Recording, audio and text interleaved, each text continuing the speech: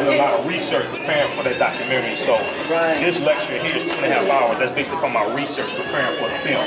It's the greatest documentary on black accomplishment ever put together. I want to thank everyone. As Bishop said, myself and Rick Mathis, my name is Brad Lewis, one of the writers and producers. Both myself and Rick put the film together. It's for the camera. With this, we're so elated to be here. We've actually just got off the plane, did a lot of interviews, and straight here, so that's why I'm not personally dressed, but excuse me for that. But we've had over 1,000 interviews for this film. So we've interviewed people from all swatches of life, and some may say from 8 to 80 or from jail to Yale. We've interviewed as many people as we possibly could and condensed it all into 1 hour and 15 minutes. So hopefully you will appreciate it. We're from Atlanta, so we're not really used to this kind of weather. But again, we are here to show the movie because it is that relevant and it is that important that we all see it. So without further ado, I want to bring my friend, Mr. Rick Mathis, the director of the film, out to you. Please welcome Rick. Appreciate it, Brad. First off, want to thank Bishop Bates for having the courage to bring us out and speak about a subject like this. I mean, a lot of times it's been looked at as taboo to talk about money in church. You know, for some reason, and you'll see this in the film, it's supposed to be broke and humble and just kind of barely making it if you love God. But, you know, with this film, we're here to shatter that belief. You know what I'm saying? With this film, I want my milk and honey right now, today. Let me have my milk and honey today. So in this film, it's a solution-based film wherein we deal with economics, money, something that we all need to survive on this planet. You know, and we offer practical solutions to our economic problems. Because like Bishop said, we spend $1.2 trillion annually. But if you walk outside and you look in our community, it looks like Beirut. I was just in Baltimore last weekend. And Baltimore is like, Michael M. Hotep was there with me too. But Baltimore, man, I mean, they're selling houses for $10,000 in the hood. You know what I mean? And I live by the phrase, I'd rather own a shack than rent a mansion.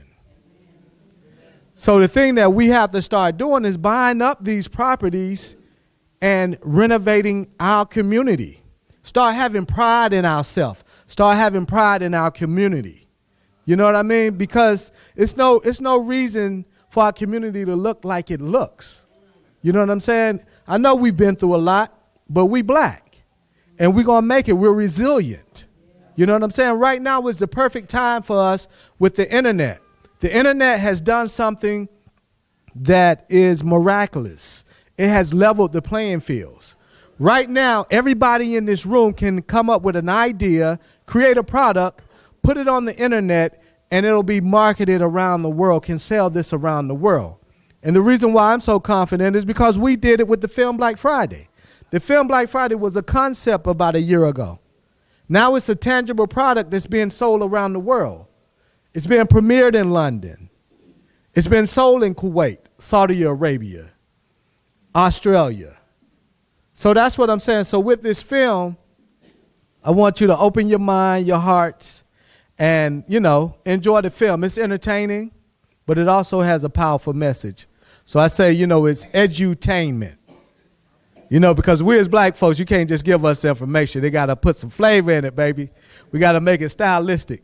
So without further ado, I present to you the film Black Friday. You got the lights? All right. And give yourself a round of applause for looking so beautiful. Definitely.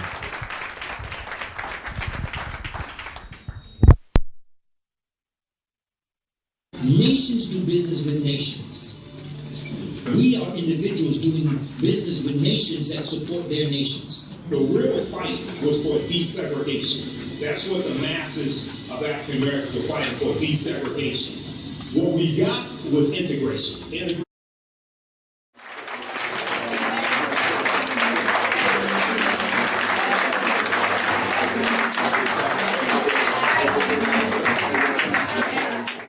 Would you take a minute to give God.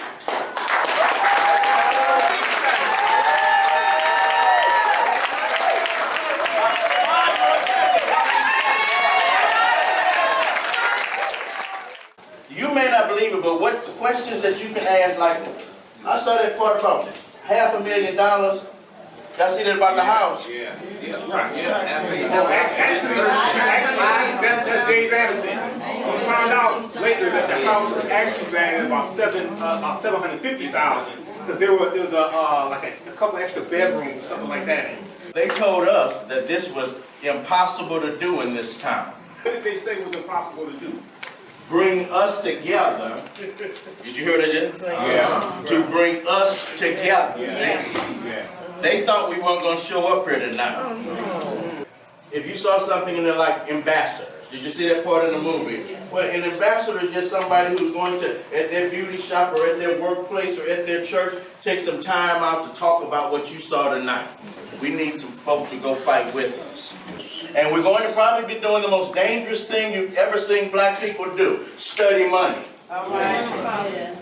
Hello, this is Adrian Hendricks, pastor of the Joshua House Church, the founder of the Center for Change in Community Life, and the director of the Beyond Excellence Training Consultants. I'm here in St. Louis tonight, and I'm so excited about the Black Friday film. We have been empowered, we've been given a plan, we've been challenged to take the economic prowess of our community and to go forward and reinvigorate this nation and African American communities around the globe.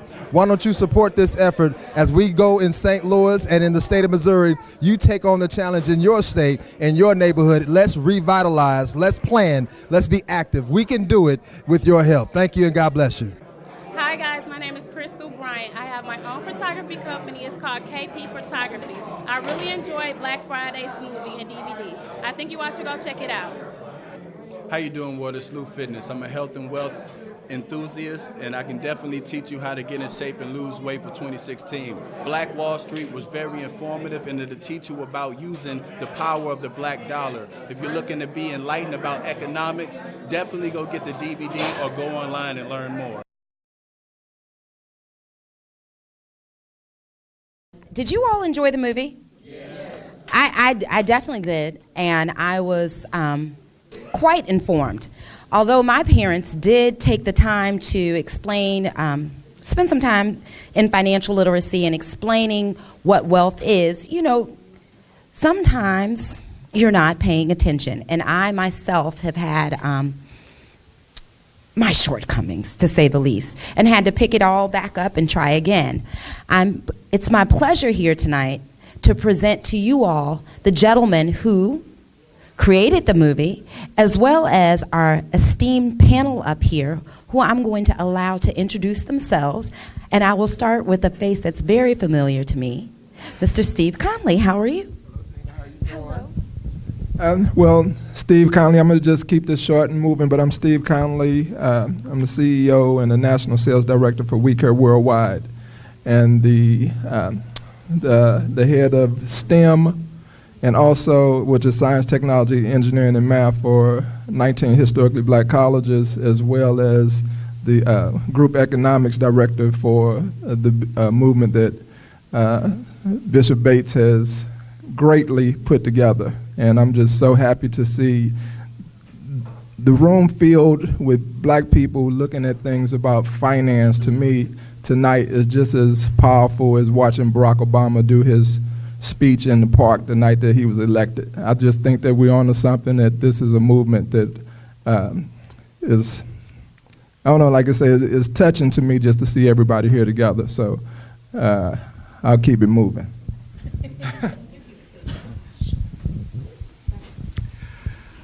Good evening, everyone. My name is Ishaq Shafiq.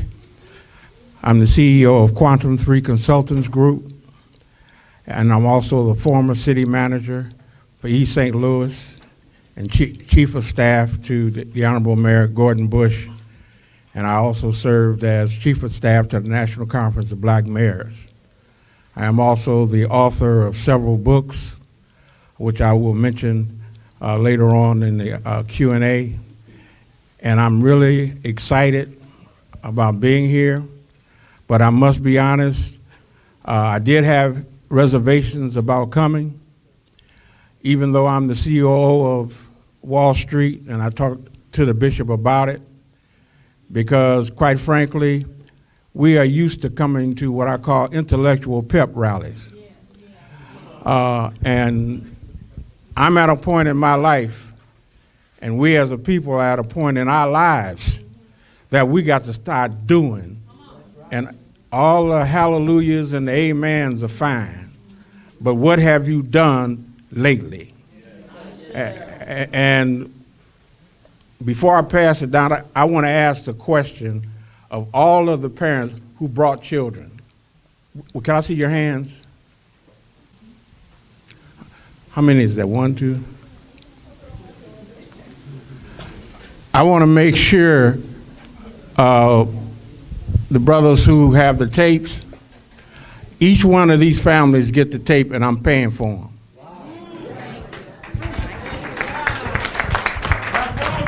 That's very, very kind and gracious of you. That's one of the greatest gifts you can probably give to someone, and especially a child, such that they begin to understand early on the value of $1. Here you go. My name is Brad Lewis, one of the writers and producers of the film.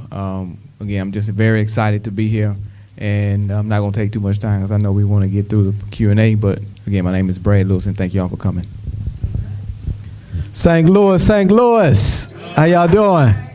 Good, good, good. My name is Rick Mathis, the creator of the film Black Friday. You know, this is just a very emotional time because, you know, it's just real beautiful to see us coming together like this on a Friday night where we're talking about economics and bettering ourselves as a group.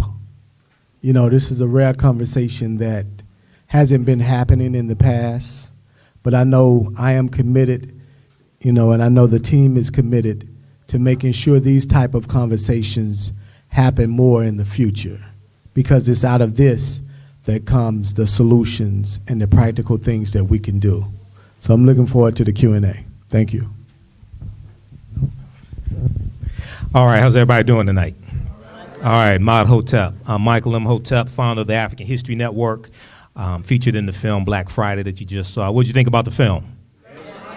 All right, excellent, excellent, excellent. I'm a talk show host of the Michael M. Hotep Show, Monday through Friday, 10 p.m. to 12 midnight, Eastern Standard Time on the Empowerment Radio Network. Dave Anderson, who you saw in the film, he's the founder of the Empowerment Radio Network. So my show is on his network. Bev Smith, who used to be on BET for years, used to host Our Voices. Her show is on right before me, 7 p.m. to 10 p.m. Warren Ballantyne, who you saw in the film also, he's on 10 a.m. to 1 p.m. Eastern Standard Time. So it's an African-American-owned radio network, and we do African-American talk radio, okay, throughout the day. I'm also a writer, a talk show host, researcher, lecturer. My table's over here as well, so come see me at the end. I have a lot of information, my DVD presentations also, so definitely looking forward to the Q&A. I've taught entrepreneurship for 9 years as well. My degree's in business administration with a major in marketing. I live in Detroit, so I just got in this morning, so I have a lot of information to share with you. All right, thank you. We have a lot in common.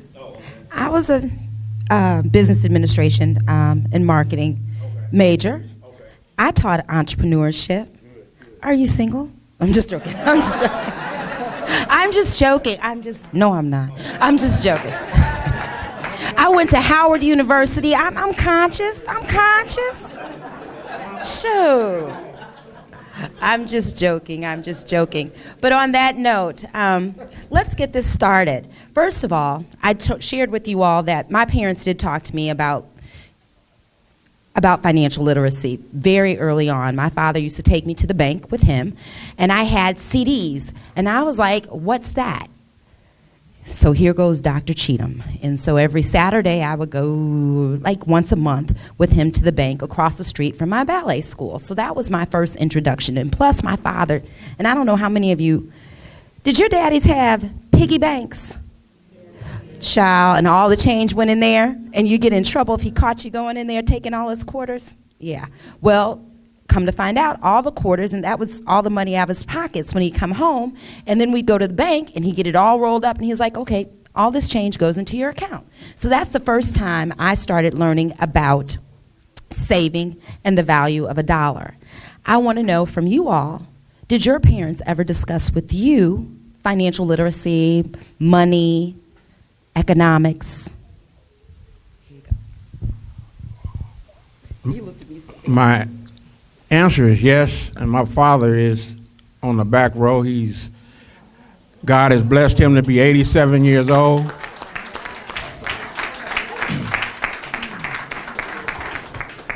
And I want to ask a question for you all to ponder on for a moment. My first question is, what is money? Is it a check? Is it a credit card? Is it a piece of paper? Is it a CD? What is money? My second question, how many wars have been fought to take over a Cadillac car lot? My question is, what has been the purpose for every war? What has been the objective of every war? Was it money? Was it a Cadillac? Was it clothes? What was it that caused people to shed blood and to spend the stuff called money to get? What was it? And if anybody, and there's a couple books I want you all to mark down to get. One is called The Future of Money. Very interesting, because many of us think that we know what money is, and we think we got a handle on it, and it's historically, and we got a historian here. Every time we think that we have become aware of the game changes. Ask the brothers and sisters down in New Orleans when Katrina hit and they went to them ATM machines. And they lost their pensions. And everybody got convenient amnesia about their money. All the banks, with all the technology that America got, nobody could figure out what happened to Willie Mae's check and the money that had been deposited and then straight from the government into that checking account.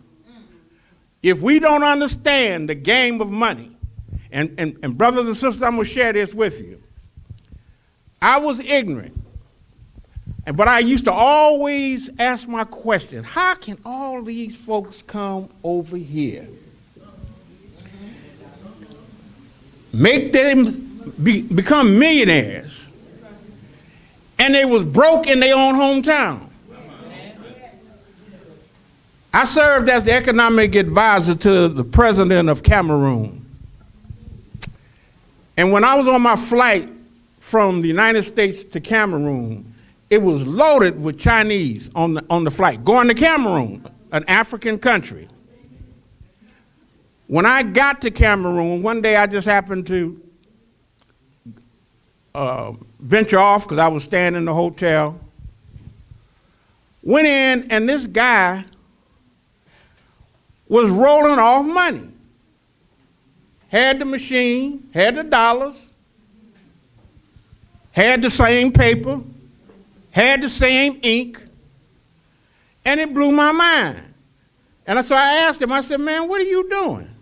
He said, I'm making money. I said, well, what are you going to do with this money? He said, I'm going to throw it into the European system, and I'm going to go to America and collect from the bank. I said, man, that's illegal. He said, not not over here. It's illegal for me to print Cameroonian money.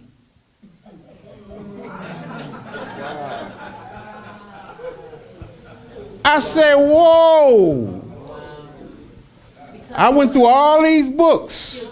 Because we're on a time frame. So yes. you see your books Yeah. And hold them up so the camera can see. One is I wrote a book on the banking system, where I broke down the whole monetary history of money, what it is, what it ain't. And then this book, and I'm sure Brother Michael will appreciate, this was the only book that was written in the 20th century. It's the Encyclopedia of African American Business History. It was written by Dr. Juliet Walker, brilliant sister, who is now head of the Entrepreneur Institute at the University of Texas in Austin. And yours truly, I wrote a piece on black mayors because Maynard Jackson was a real close friend of mine. And I did an analysis on all the black mayors because we always used to talk about if we get in power, we're going to do this and we're going to do that. Surprise, surprise.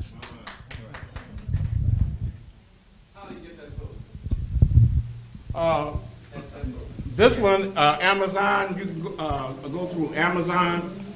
My book is will be on the market probably within the next month. This is my draft copy.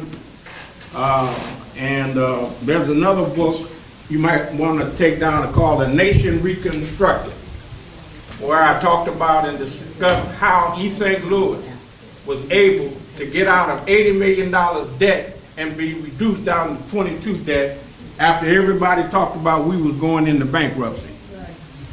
All right, I'm going to repeat the question once again. Did your parents ever talk to you, Mr. Conley, about financial literacy, money, economics, any of that?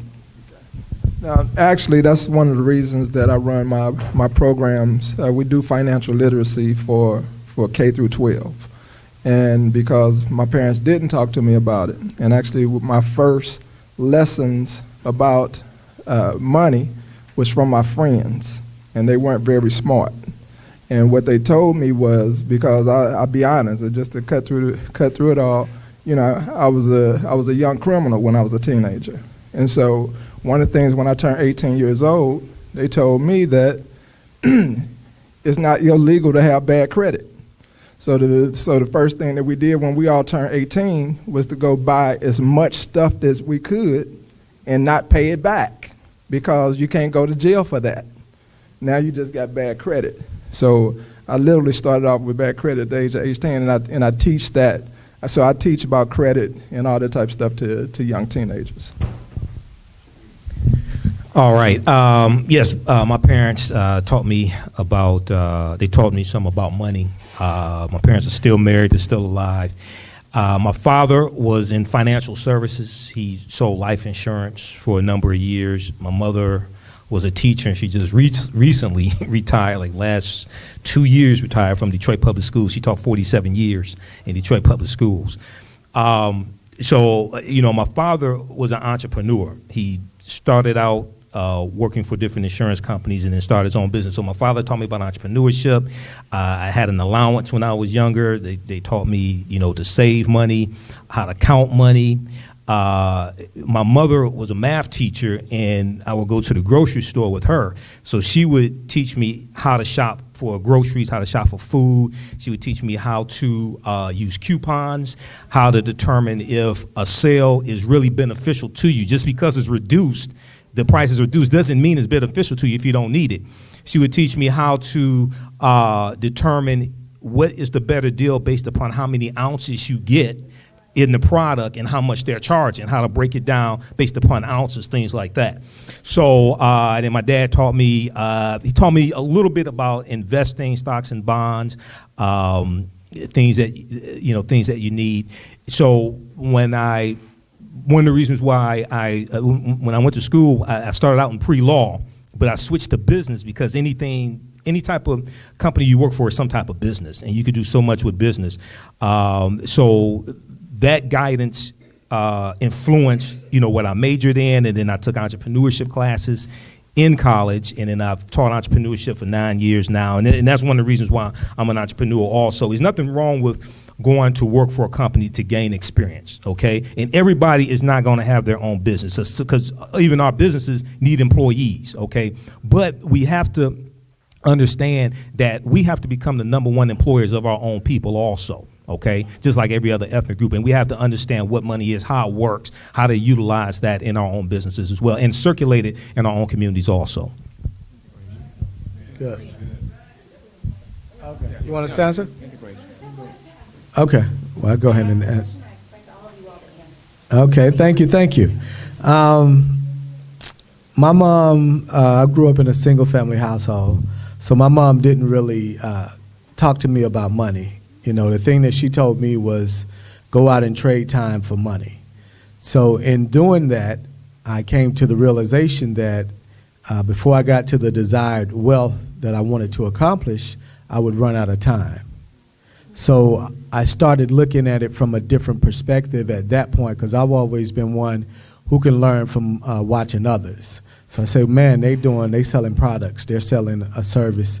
Let me figure out how to do this. So that's when I started creating products, creating services, and then allowing those products, like Chica said in the film, to go out and work for you. So in a nutshell, that was my upbringing when it comes to money.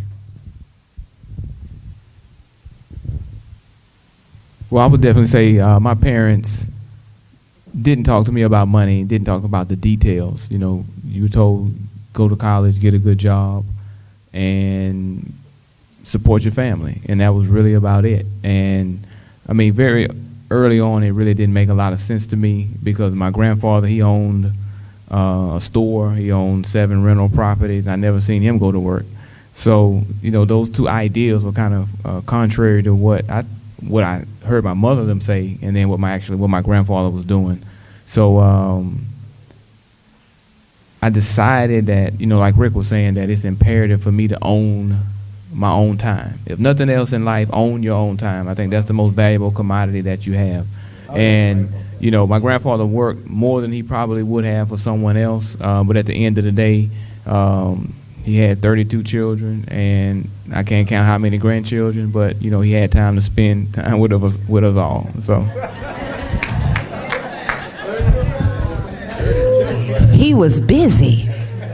Now, I was going to ask you, I think, and I don't want to be presumptuous, but I am. You're a little too young to understand the true impact of integration, but however, Steve, not that you look that much older. However, I'm going to ask you and this gentleman here at the end about what you feel was the true impact, or from your perspective, the impact of integration on the African American community and our economic situation. Oh, before I do that, come here, quickly. He has the answer to your question. It is resources. Absolutely. And what are resources? Copper, gold, timber, iron, and ore. And is that why people go to war? Yes. What is it attached to?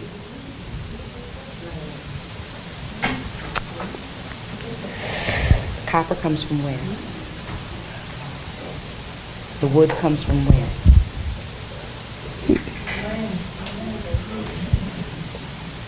I'm a tree, and I stand in what? I'm planted in what? Oh, dirt.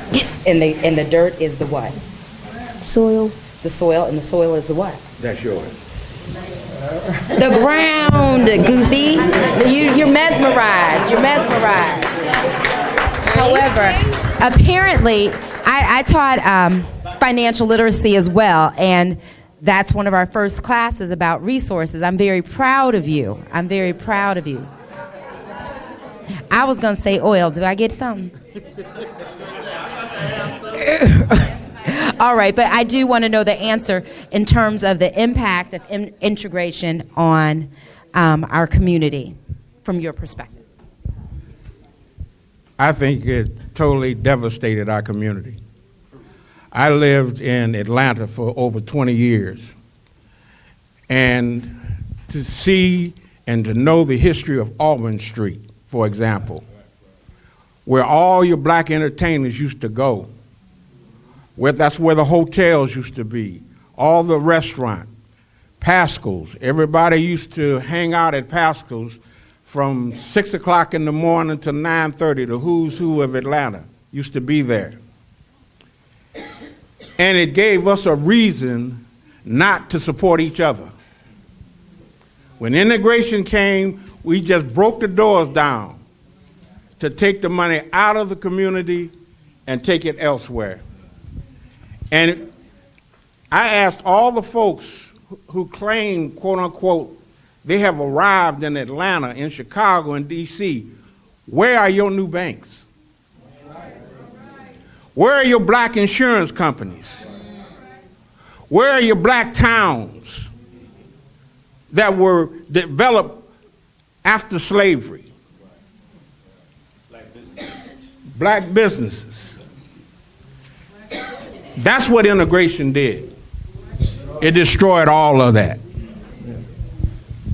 Yeah, I agree with him 100%. And actually, one of the things that I encourage us all to do is we got to start putting, just like I say, our dollars where our mouths is. And I picked up one of my newest clients is a black-owned pizza restaurant down on Jefferson and Chippewa. Young brother, one of our young CEOs, 35 years old, got a pizza restaurant called Master Pizza, but he's closed on Monday. Master Pizza. I actually even got some brochures here. And one of the things that we can really do with Master Pizza is that with TJ's Pizza that does all this fundraising through all these churches, the thing is, while that church is raising money, you're also raising money for the Republican Party, because the thing is, that's where he putting all his money at, okay? So what we do, that's one of the first things that I'm doing once I got him as a client, is his fundraising program we take to a lot of churches, because his pizza tastes better, it's healthier, the whole works. But when I had to pick him up Monday for a meeting that we had, he's closed on Mondays, or we'd been eating at his restaurant. He was like, where we getting ready to go? He wanted to go to the bread company or something like that. I said, no. We was at Jefferson and Chippewa. I took him up to Page and 170 to the Signature Room, because they got lunch there. So the thing is, if we getting ready to spend $30 on lunch, I'm getting ready to spend it with some black folks. So we drove across town so we can meet and have our money. And one of the things is, I'm actually, let me answer this question because I know we're on the timeline. But one of the things that I saw as a child, like I say, I'm not as old as what you think I am. You know? But anyway, I was 55 years old. I remember when Martin Luther King got killed, and we were out at Forest Park, and I saw this riot that happened and all this type of stuff. And that's when I started really, seeing about civil rights. But at the same time, I remember when Martin Luther King Street, it used to be Easton, that was a bustling environment. I grew up right around there in Wellston and all that type of stuff. So there used to be a bustling environment. Just a month ago, I had somebody in town and we had to do something down at City Hall. Again, I wanted to take them somewhere black for lunch. And we started at 12th Street and 12th Street and Martin Luther King. Driving west, and on Martin Luther King Avenue on a Monday, could not find one black place that was open until I got all the way to London's and Sons in Wellston. So the thing is, that's what I'm saying. So so that's the devastation of us not spending money with each other. And so I just, I put it like that. So I've witnessed that devastation over the course of my adult life. Right. Okay. Well, we'd like to know if any of you all have any questions. I could go on and on. However, you all have been sitting here so politely, and I want to know, do you all have any questions? Hold on one quick second. We have minor protocol. Okay. So the goal of this is to ask a question and have the panelists answer, correct? So we want you to preface what you're getting ready to say with, my question is. Right, because a lot of us get on the mic and we have a statement and something we've written out in high school or at home by ourselves, and we just want to testify, right? Y'all know what I'm talking about? So we're gonna do an exercise right quick, and then we're gonna get right into it. Everybody who has a question, say, my question is. My question is. Okay, there we go. So that's what you need to say as soon as you grab the mic. Do not delay. You say, my question is, and get into your question. All right.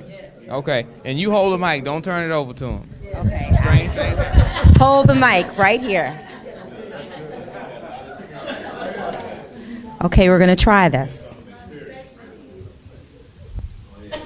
My question is, how do you advise us who are students, currently students, when we are trying to purchase homes, as we find out now that they have locked up our ability to buy homes and to get loans with the new FHA ruling with your student loans. So most students have student loans to get education, and now you can't be progressive because of those same student loans. What's your advice on how do we mediate, throw a curve, bring a remedy to that issue? Everything, and I'm 55 years old. I've been self-employed since I was 20 years old. That's the last time I punched the clock.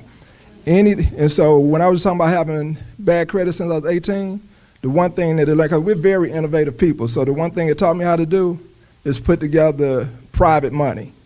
Okay, and so whenever you're talking about saying, I'm hoping this answers your question, but whenever you're in a situation to where you don't have the money to get what you want to get, there's typically other folks that's in that same situation.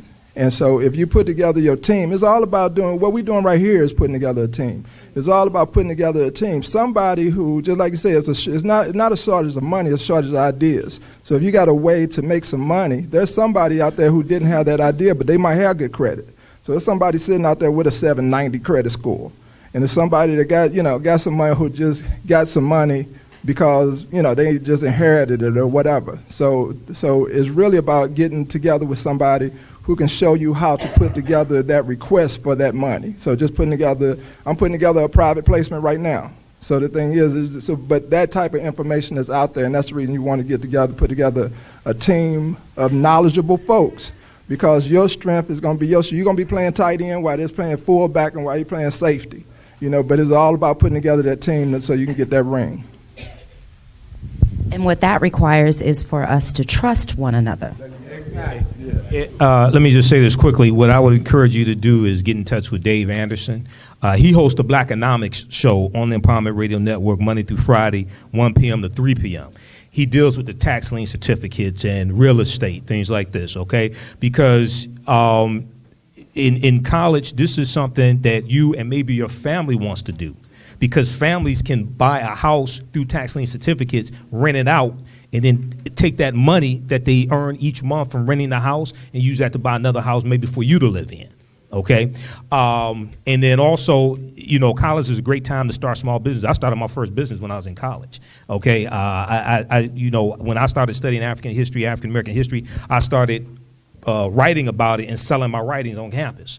And then across the street, there was a store that sold African African paintings, like the prints in a little frame. So I would buy them wholesale there and go on campus and sell them retail, okay, to generate a profit. So there are things you can do in college to generate revenue, but that would be something good for a family to do, because a lot of times the parents usually have more money, hopefully, than the children, all right? And you're burdened with debt in college, but you can buy a house tax lien certificate, $13,500, rent it out, and create streams of revenue also. What college did you go to? Wayne State. Oh, okay.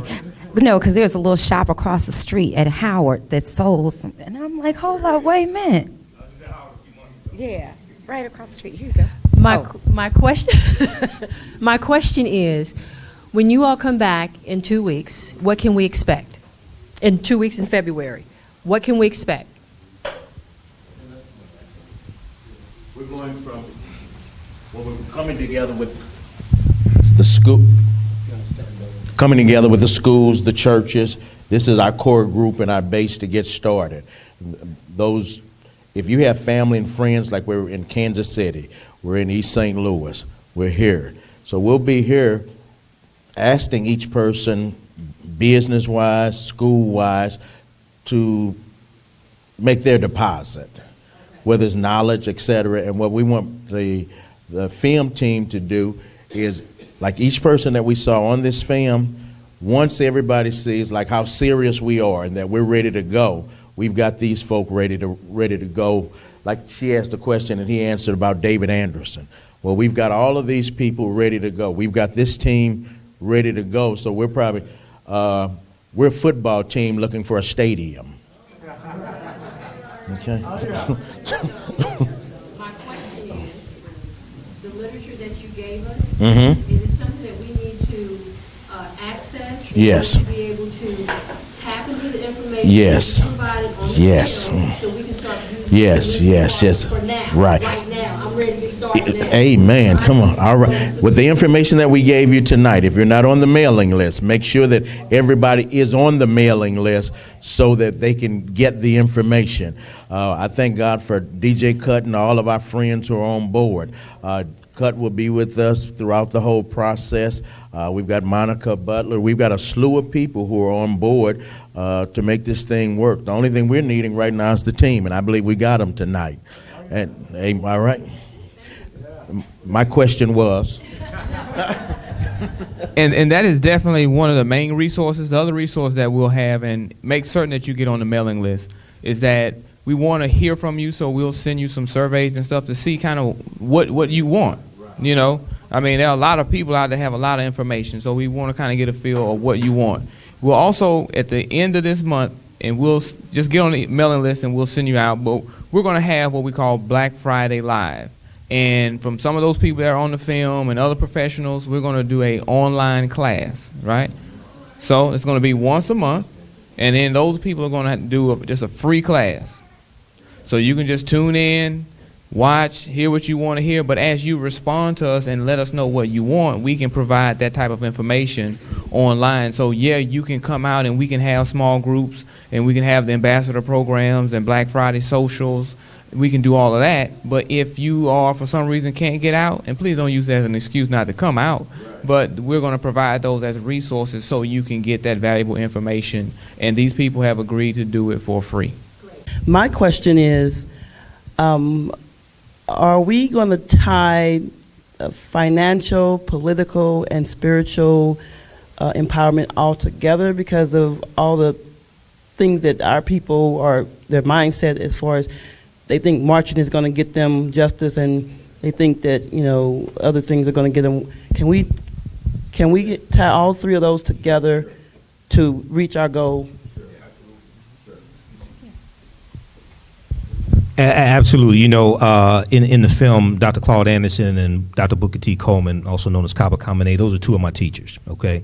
But also Dr. Linda Jeffries and Professor James Small are two of my teachers. And when they teach about the pyramid principle, and in the foundation of the pyramid is African history and culture, and it gives you your VIPs, your values, your interests, and your principles. It influences the two sides of the pyramid, economic empowerment and political empowerment. So it doesn't matter how much money you have, if the foundation is not in place, if you don't know what to do with your money, you don't have your right mindset, you'll continue to spend 95, 97% of your dollars with people don't look like you. I encourage people to read an article that I wrote, because I write articles also. I wrote an article in the last few weeks. It's called "Why Did Dr. King Tell Us to Redistribute the Pain? Understanding the Power of Economic Withdrawal." And I deal with his last speech. I've been to the mountaintop, April 3rd, 1968, day before he's assassinated. And he said that we have to redistribute the pain, basically, to those who are doing pain against us. And he talked about withdrawing our economic support from corporations, from industries that are mistreating us. When you have the mass protests, and this is one of the things that really pisses me off with about a lot of the marches, okay? I'm not against marching, but you're doing it, a lot of people are doing it incorrectly. He said we have to always anchor our external direct action with the power of economic withdrawal. He says this in the speech. So what he's saying is when you have mass protests, you have to have economic boycotts to go along with the mass protests to put pressure on the power structure so you could push your agenda. These people are not doing this, okay? Dr. Claude Anderson talks about this also. When you have these mass protests, we need to have signs with the names of white corporations that we're boycotting. Instead of names of the people who've been shot by police in the last 20 years, have names of the corporations that you're boycotting, okay? Also have names of the five gangster banks like Ally and Chase Bank and Skank of America, or Bank of America, some people call them, because they were involved in robo-signing foreclosures. They were involved in stealing our homes. We lost 53% of our wealth since 2007, okay? So in what you do, the reason why you have these signs is because when The news cameras are on you, ABC News and CBS and CNN, MSNBC. You can send messages to millions of people across the country with the names of those corporations, okay? And then people ask you, well, why are you boycotting them? Why do you have this quote from Dr. King saying always anchor our external direct action with the power of economic withdrawal? In the same speech, Dr. King talked about taking our money out of the banks downtown, putting it in Tri-State Bank, which was a black bank in Memphis, Tennessee. So we really have to study our history to see how do we deal with those issues back then, because we're dealing with a lot of those same issues today, but we've forgotten those lessons, okay? And we've been hoodwinked into actually thinking that we've been making progress when we're really going backwards. So we have one more initiative that we want to make sure that everybody does. We have an initiative started already and moving forward through the end of the year. It is the Black Friday Challenge. So with that, that's a hashtag. Black Friday Challenge. What it is for those who are on Instagram or Facebook, when you go to a black business, you take a picture of yourself purchasing or whatever the transaction is. You put that up online and challenge someone else to do that. You see? So every time you do it, you push that hashtag up and you challenge people to do it. The other hashtag is the number 1 million transactions. They're kind of the same thing, but we want to make certain that we redirect 1 million transactions through 2016, and we're going to measure that. You can measure it through hashtags, but we want to make that our goal. So every time you go get your hair cut, or if you get your hair did, or how they say, take a picture of that and hashtag 1 million transactions, the Black Friday Challenge, because we want to make certain that we do things that we can measure. A lot of stuff people talk about, and 2 years from now, you don't even know nobody know. We forgot. We want to make certain that we measure this, so we want to do that, and then we can prove that we have redirected these transactions, and then we want to incrementally build on that. So we do 1 million this year, we want to do 1.5 the next year, and 2 million the next year. All right? So please, that is hashtag Black Friday Challenge. The other hashtag is the number 1 million transactions. All right?